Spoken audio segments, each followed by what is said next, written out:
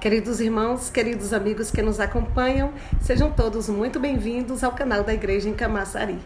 O assunto de hoje do nosso alimento diário é sobre amar a palavra e respirar a obra do ministério. Conforme a revelação de Apocalipse, a história da igreja teve início com a igreja em Éfeso. Em Atos 2, vemos que a igreja começou bem sob a liderança do apóstolo Pedro.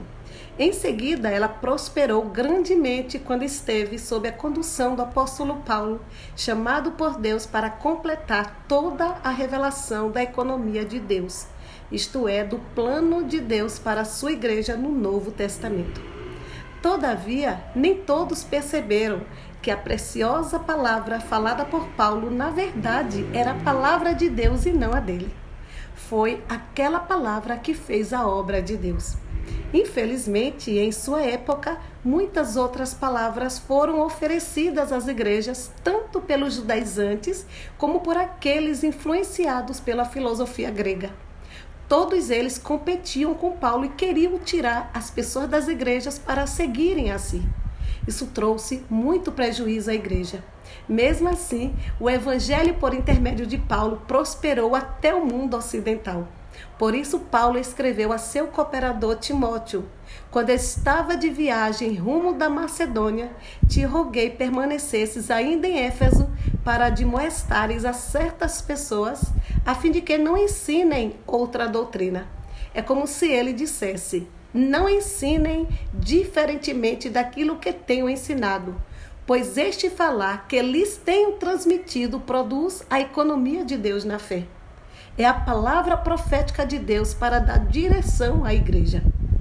Esses outros ensinamentos, além de distraí-los, não produzem a obra de Deus, antes só promovem discussões. As palavras que concorriam com o falar profético de Paulo eram fábulas, mitos judaicos e tradições passadas de geração em geração que só promovem discussões.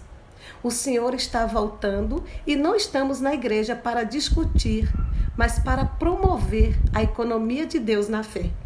Não temos mais tempo para perder. Vamos executar a obra de Deus e fazer sua vontade. Paulo escreveu em 1 Timóteo 5 que o intuito da presente admoestação visa ao amor que procede de coração puro e de consciência boa e de fé sem hipocrisia, porque alguns poderiam dizer que ele era ambicioso e queria ter exclusividade. Foi nesse contexto que o apóstolo abriu seu coração. Ele não era político, não devia favores a ninguém, não buscava agradar a homens, mas era fiel a Deus e à comissão dele recebida. Paulo admoestou-os firmemente, mas com vistas ao amor que procede de coração puro, de consciência boa e de fé sem hipocrisia. Mesmo que alguns interpretassem erroneamente suas palavras, ele não tinha medo, pois era fiel ao que o Senhor lhe ordenara falar. Desviando-se algumas pessoas destas coisas, perderam-se em loquacidade frívola. A expressão loquacidade frívola significa palavras inúteis, conversas vazias que nada produzem.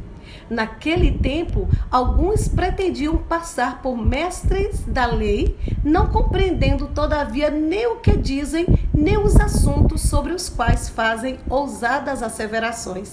Os falsos mestres nem sabiam do que estavam falando.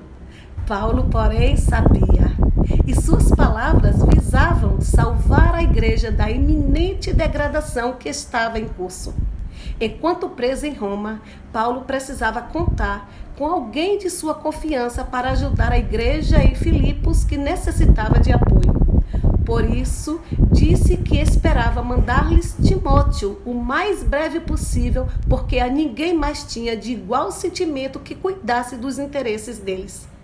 Àquela altura, Timóteo era o único cooperador de Paulo, de sua total confiança, pois não servia intencionado em seus próprios interesses. Timóteo tinha um caráter provado. Ele respirava o que Paulo respirava, era seu cúmplice. No final de seu ministério, Paulo disse que todos da Ásia o haviam abandonado, citando inclusive Fígelo e Hermógenes. Após 2 anos ensinando na Ásia, preparando e formando obreiros e cooperadores, quando mais precisou de companheiros, Paulo ficou só, podendo contar apenas com Timóteo.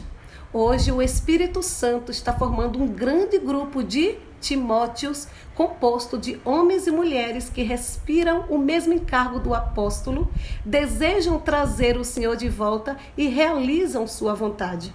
Portanto, vamos andar bem perto uns dos outros, pois esta obra não é de homens, é do Senhor. E Ele conta com a justa cooperação de todos os membros de seu corpo. Amém.